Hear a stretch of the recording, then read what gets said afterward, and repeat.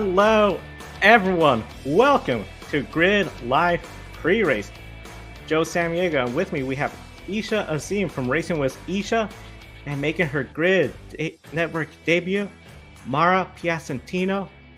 Mara, Hello. welcome to the Grid Network. Thanks, Joe. Hello, everyone. And a big thank you to all our Patreon investors as well. Colin, Michelle, Mark, Robin, David, and Matthew for investing in the Grid Network each and every month.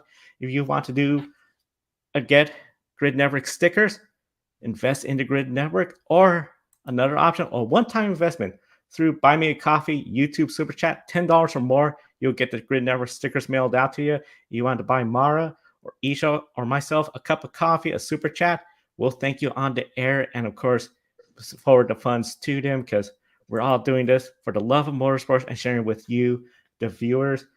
And the easiest way to support us, hit the subscribe button, the bell icon. Don't miss any of our programs right here on the Grid Network.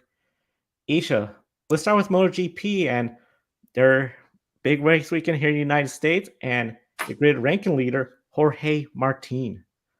That's right, Joe. Let's get the show started with MotoGP, the Grand Prix of the Americas, which is at the Circuit of the Americas. Now, Jorge Martin, the leader of the grid ranking, was the fastest on Friday. Pecco Bagnaia was fourth, and Mr. COTA Marc Marquez was third fastest. Now, earlier today, we did have some more practice before we went on the air. Martin destroyed the old lap record here with his Ducati this morning. 2.01, 0.397, and everyone scrambling to get in the top 10. Now, Mara, is Martin the favorite, and who do you think can catch him?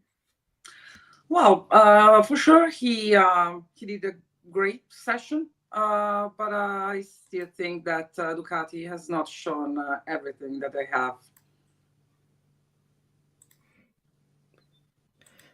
Yeah, Ducati, I don't think they have shown everything they have either, Mara. One of the big things, we're seeing the factory riders start up towards the front. Pecco Bagnaia almost missed out on making it to Q2, but he made it. So overall, I think this is a track where Jorge Martin has to be one of the favorites after this lap. I know entering this weekend, as you probably remember, Isha, we were talking about how being the grid ranking leader, Marc Marquez, so many top riders. How will Jorge Martin respond? Boy, did he respond greatly with this stellar practice lap, just shattering the old record. Yesterday was the fastest. I anticipate he's going to be on the pole, and everyone will be trying to catch up or even just try to hold pace with him. That's right, Joe. It was quite a stellar performance. And now taking a look at the man who's second in the point standings, Brad Binder. He did not make it in the top 10. And so far in Q1, he's also had a crash. So neither KTM factory rider or Binder or Jack Miller made it to Q2. So Joe, starting with you, do you think this could spell trouble for the KTM factory team? I do sense potential trouble for the factory team because this is a big race weekend for them. For Brad Binder being so close in the standings to Jorge Martin, if Jorge Martin was to get the win and get the other win in the sprint race, if Brad Binder is not scoring that many points, not finishing the podium, he's going to fall quite a bit behind, and I think easily get overtaken by Enea Bastianini. Bastianini has been looking good all weekend in his Ducati. This could be the opportunity Ducati needs for KTM to essentially start falling back behind and then ensuring a KTM rider, regardless who it is, the factory rider or essentially one of their customer riders like Jorge Martin or even Marc Marquez to claim the championship. Yeah, I do agree with you. There is a lot to see still in the next sessions. Yeah, that's definitely true. There's a lot to see more. Now, a 10-lap sprint today at 4 p.m. Eastern, 1 p.m. Pacific. Jorge Martin is the favorite to take the pole. With 10 laps, if a rider has a poor qualifying effort, do they use the sprint as an opportunity to test and have a better setup for the Grand Prix? Mara, what do you think? Well, I passed this one. Pass this one to Joe. One of the big things I got to say when it comes to the 10-lap sprint today, you're going to be looking at a couple of big things. First off, where's everyone going to finish up qualifying? If you're in the top 10, you know most of you got a good chance of scoring points. Eight positions, the top 8 will score points. If you do not get those points, if you're in the mid pack, you could still potentially try to race your way to the front, especially if mistakes occur. Some of the prone riders, I feel that could be making mistakes. Mark Marquez, he's so good at his track, but we've seen plenty of times too where he has made mistakes. Pedro Acosta, he's off to a great start, but we got to remember he's a rookie. A rookie's going to make some mistakes. So I overall feel that's going to be something where that could be potential. If he's up towards the front and he makes a mistake, that could be another position to gain if you're mid pack. But if you're in the back of the pack, if you're struggling, like if KTM, if they find themselves again 14th, 15th, depending on how Q1 goes, and they're nowhere within the point range, start collecting the data for the race on Sunday. That is where the big points are going to come out.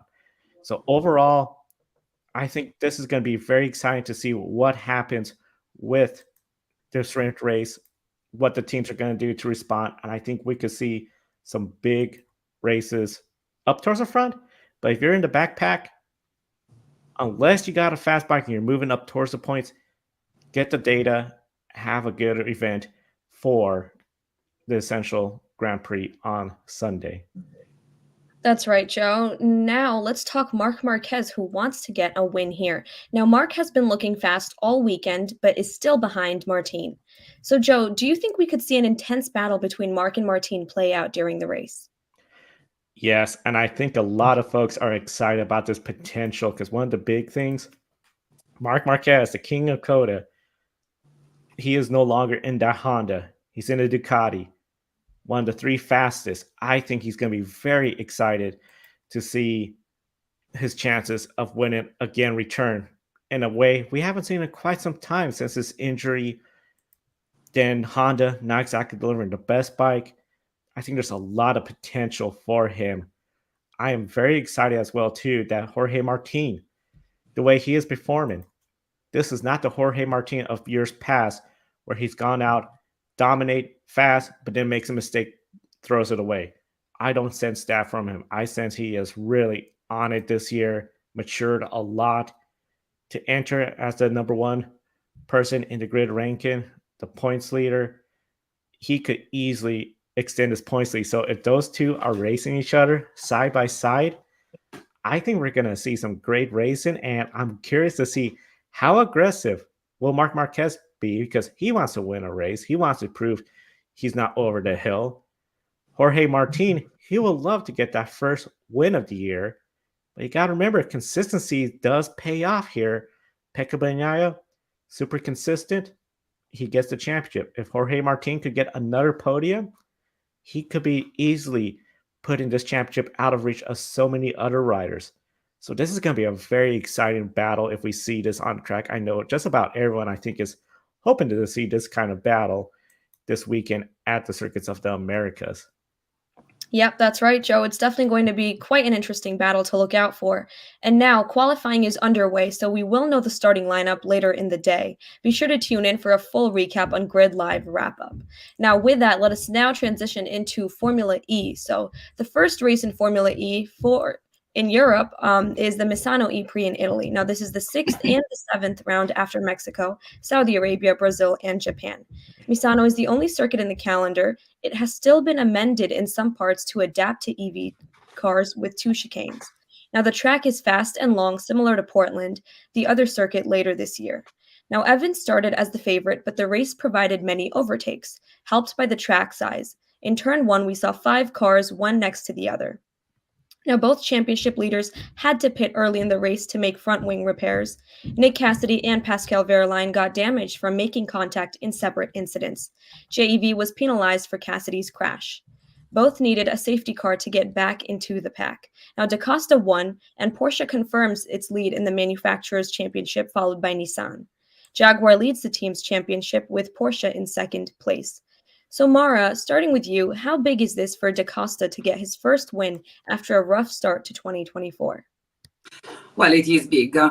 He spent the last 4 months as a second driver, beaten by Verlaine in several occasions, and he was in doubt to go in endurance racing or stay in FE for his future. So I guess that this victory will boost his confidence, and he will have now some doubts whether to move out from Formula E. I have to agree. This is a big boost in confidence for Antonio Felix da Costa.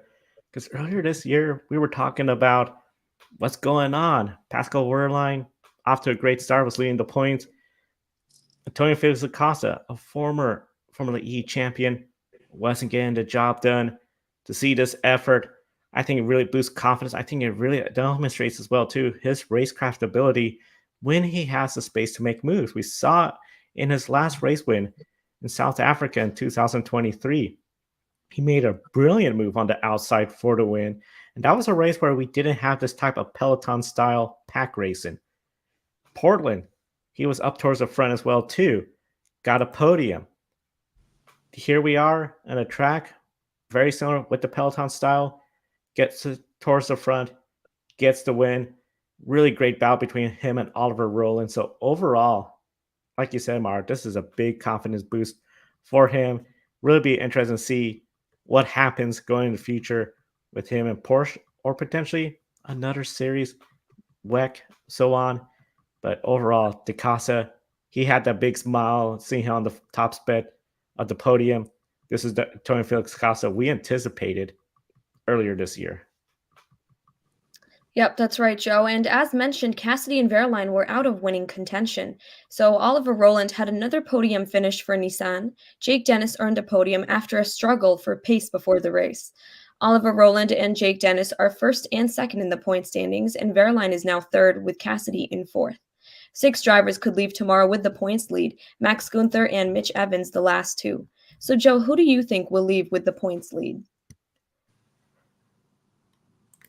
I think overall the points lead, I'm going to be looking at, and this is going to seem like a bit of a surprise to everybody, especially the way things are going. I'm still looking at Nick Cassidy.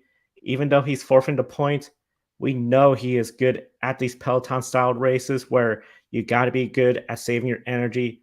He just had bad luck today.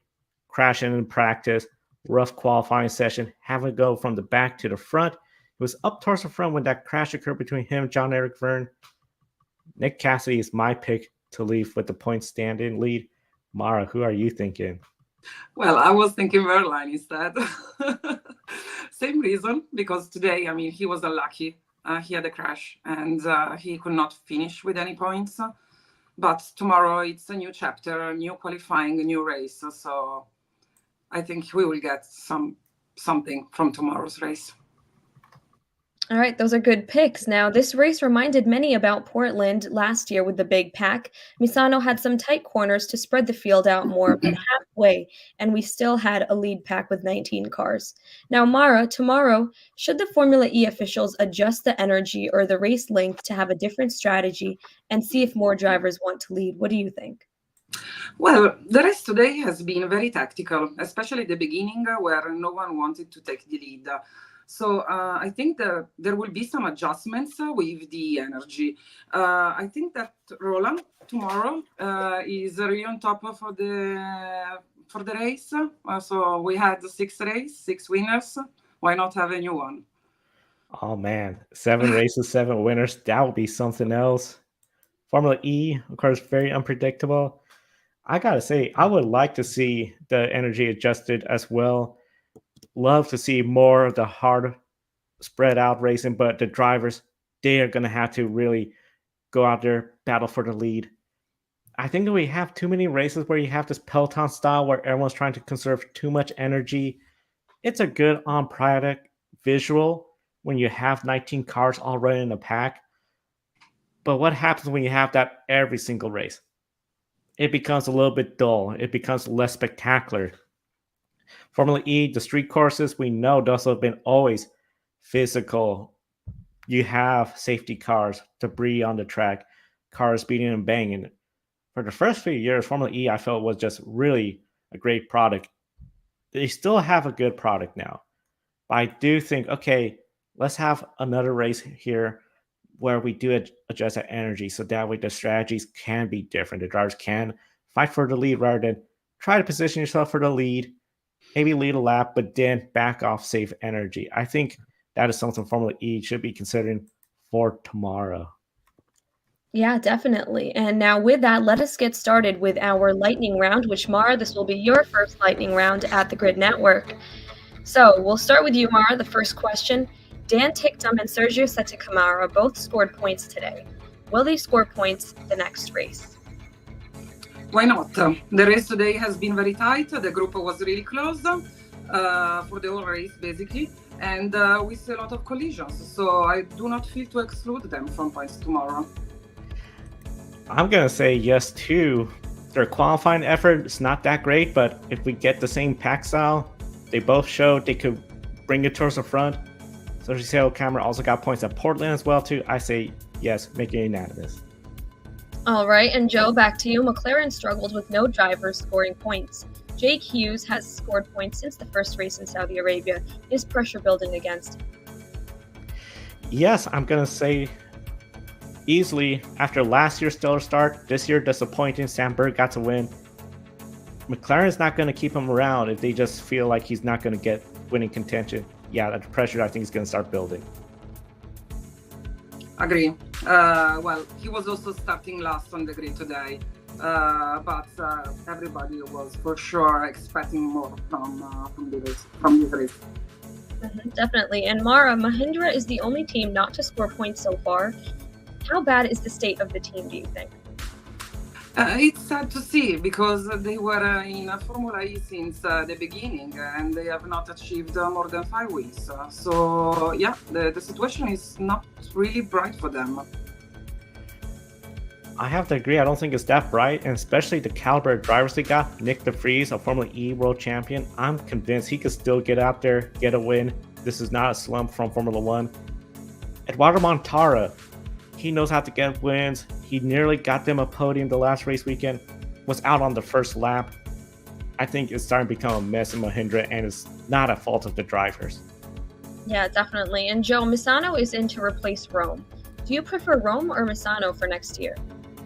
Ooh, I would say I prefer Rome. The city circuit was a beautiful sight.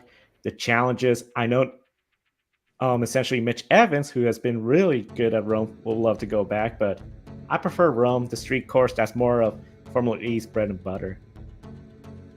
On the contrary, I say Misano because I think it's important also to show that these cars can race on a track and not only in the cities. All right, and now Mara, this is the last question of the lightning round. So 6 races done and 6 different race winners. Will we have 7 different race winners? Yeah, I mean, that's a great achievement for FE. So I'm actually looking forward for the 7th new winner tomorrow. I'm going to agree as well, too. I think we'll have a 7th different winner in Formula E. It's really competitive, and if it's anything like we saw today, I think we could see a safety car or more tomorrow. That's my prediction. All right, now that is all for our lightning round. Tomorrow, Formula E does it all over again with qualifying, duels, and the race. Now, several cars had damage in today's race. Cassidy had a rough day with a big crash in practice. How hard do you guys think this is for the team? I think overall this will be pretty challenging for the team. It will just be really interesting to see what happens with everything. And overall, I think for Jaguar, well, they really got to step it up. Mara, what do you think? Agree. I mean, it is really, he's running for the championship and every point is important at the end of the year when you sum up everything. So, yeah, that's a loss for him. All right, now that's all for our MotoGP section. We will recap the race tomorrow on Grid Encore. Now let us switch into NASCAR. So the Texas Motor Speedway weekend for the NASCAR Cup Series is here. The only visit for the Cup Series this year and less than a month from the COTA race in late March. Now many are wondering what's going on with the Speedway. There's no IndyCar this year and one Cup Series race, and people are still expecting a repave. Now, there are some tickets for Sunday's race, and only 400 miles of race length are available. Joe, do you think this could be the final year of the current Texas Motor Speedway, and do you think a change is coming? I hope there's a change coming, and I hope this is the last year of the current configuration of Texas Motor Speedway.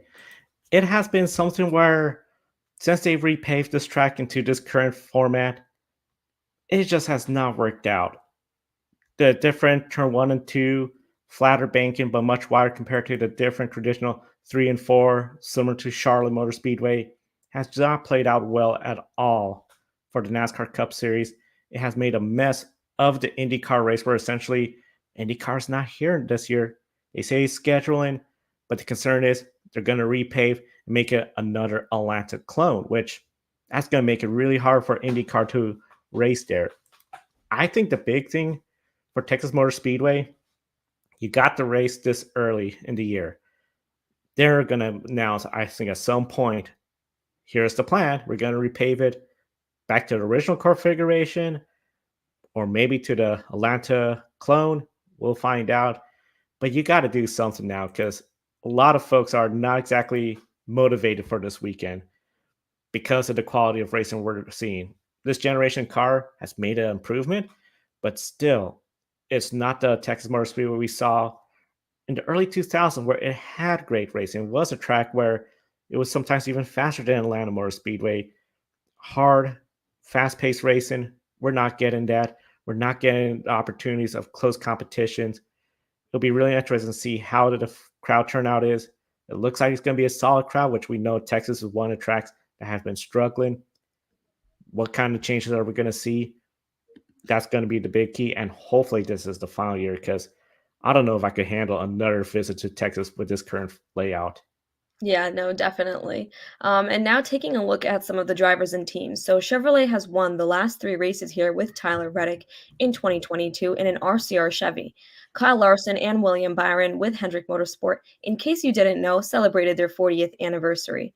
Now, the last Ford win was in 2019 with Kevin Harvick, and for Toyota, Kyle Busch in 2020. So, Joe, is Chevrolet the heavy favorite for this weekend? They are the heavy favorite. They're going to be hard to beat this weekend. Overall, I think when you look at the Chevrolet teams, including Trackhouse, which Ross Chastain, the last time we raced here, he did pretty well. He's going to be one of the drivers up towards the front. Don't count out Richard Childress Racing. They've struggled, no doubt. But Kyle Busch, he knows how to get the job done here. Austin Dillon, this is now his second race weekend with a different crew chief. Potentially get that turnaround, but I think he's going to be very dependent on A, strategy, B, the cautions coming out at the right time so he doesn't fall a lap down. That's really his way towards the top 10. It's a little bit of luck, good strategy, and the timing of those cautions. But Hendrick Motorsports, out of all the Chevrolet teams, Isha, they're the ones where everyone's going to be gunning for. I think they're the heavy favorites for the weekend. Kyle Larson knows how to win here. William Byron knows how to win here. I think it'll be a great story if Alex Bowman could get a win here, considering this was the track where he got hurt, had to miss out several races a couple years ago. And of course, Chase Elliott, if he wins, everyone's going to be talking about NASCAR's most popular driver getting a win. The Hendrick Motorsports, as you mentioned, 40th anniversary, they'll love to get another consecutive win. Yep, that's right, Joe. And now, if we take a look at what happened last time here, 26 cars were out, including some that crashed out. 11 cautions were given for the 55 total laps, and the last three races have had 10 cautions or more here. So, Joe, do you see this trend continuing? I do see this trend continuing. I think the big thing with these cars, the setup, the downforce, and the challenges of this track, where it is harder to pass, the restarts are much more aggressive. When you are balanced side by side, you really do not want to concede the position, because that could be the end of the race for you for that position. So I do think we're going to see a rash of cautions, especially on the restarts. Your double file, 1 and 2 is going to be very wide. And then you all have to funnel down to the back straight, and 3 and 4. I think this trend is going to be continuing. We're going to have 10 cautions or more. The only way we're not going to get 10 cautions or more is for some reason, and this is a continuation of what we've seen at primarily the short tracks, the field gets spread out too much. and the cars cannot pass each other because they have too much aero push. That's the only way I see less than 10 cautions. If the field's too spread out, the aero push becomes a big deal. But overall, I think, especially at the mile and a half levels like Texas Motor Speedway, we're going to see the drivers racing really hard. And because of the challenges, they're going to be extra aggressive on those restarts. All right, and now lastly, Ford, the last time at Texas, had 3 cars in the top 10. Kevin Harvick, his teammate Chase Briscoe in 10th, and Brad Keselowski in 7th. Ryan Blaney and Austin Cindric both crashed out, and Logano finished in 21st place. Now, from claiming the pole in the first 3 races to Chevrolet getting the last 3 poles, Joe, how likely are you to see a Ford in victory lane? I just don't see that happening. Ford, Joey Logano, he's trying to get the season turned around. I think he is the best bet for Ford. Ryan Blaney, Austin Cindric, as you mentioned, did not have fun here the last time. In fact, this setup where Blaney had to go out get wins for that championship drive, he did that. Overall, I think this is going to be a really hard weekend for the Ford teams. It'll be really interesting to see what Front Row Motorsports, Michael McDowell, his teammate Todd Gillian, could do. They could potentially play spoiler, I think, have a good race weekend. But qualifying is, I think, going to really indicate how they're doing. The Penske teams, though, it's going to be Logano. I think that's going to be, if there's one Ford driver that could go out there, get the win at Texas Motor Speedway, Logano's my top pick. Maybe Chris Buescher. This is his home state. Maybe that could be some extra motivation. But overall, I think, like I said, the Chevrolets are the heavy favorites. Toyota's I'll put second, and then Ford's third. And really, it's Logano and everybody else. Good luck. Yep. Now that's all for our NASCAR section. With that, let us bring Mara in so we can start our pick a winner section where we will be able to finally score some great points. Yeah, it's time for pick a winner. We invite everyone to comment about who will win. Nobody guessed Antonio Felix da Costa to win race 1 in Formula E. The jackpot is now up to 10 points for the next race weekend with 3 or more races. We still have 4 races left. Let's start with MotoGP Sprint later today. So MotoGP Sprint, Aisha. Okay, so I wrote these down because we have so many picks for today, but for the sprint, I'm going to go Jorge Martin. Okay. No. Oh, I got to go with Isha, Jorge Martin, unless something happens. He's too good. Okay, cool. I'll go with Bastianini instead. Ooh. Formula E, race 2. Aisha. I'm going to go with Oliver Rowland. That's a good. Oh man, that's a good pick, Oliver Rowland. I want to do something different. Yeah. Why? I think I'll go with the driver that finished 3rd place, Jake Dennis. Okay. I'll pick Roland as well. Then we have MotoGP Grand Prix. Aisha. I'm going to go once again Jorge Martin. All right. I'm not copying Isha. Just the way he's looking this weekend. Yeah, Jorge Martin. If he gets a sweep, we might as well have him be the Max Verstappen of MotoGP. Yeah, I go with Martin as well. And then NASCAR at Texas. NASCAR, I'm going to go with Kyle Larson. I'm gonna go with Bubba Wallace in the Toyota to get the win in NASCAR at Texas. Thank you. And we encourage everyone, as always, be sure to comment in the chat room who you think is going to win each of the races. And a big thank you to all of you for tuning in. Be sure to hit the thumbs up button on YouTube. If you have any questions because you're not watching us live on the air, you could comment below. And of course, invest in the Grid Network through our Patreon. Our fine investors, Colin the Show, Mark, Rob, and David Matthew, they've been investing in us for a long time. They got Grid Network stickers sent out to them.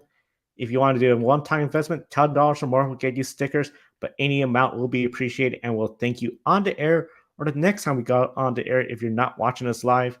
And of course, if you want to catch us live, as I mentioned, subscribe, hit the bell icon. We're always going to be on the air pretty much whenever there's big motorsports news, and we have our regular scheduling programs of Grid Life Wrap Up tomorrow, the Encore Show on Monday with Ben and Brandon, Grid Tonight Wednesday, and Women in Motorsports will be back, and we'll do this all over again next Saturday. For Mara and Isha, I'm Joe. Thank you for watching today's program. We'll see you next time, and enjoy the races.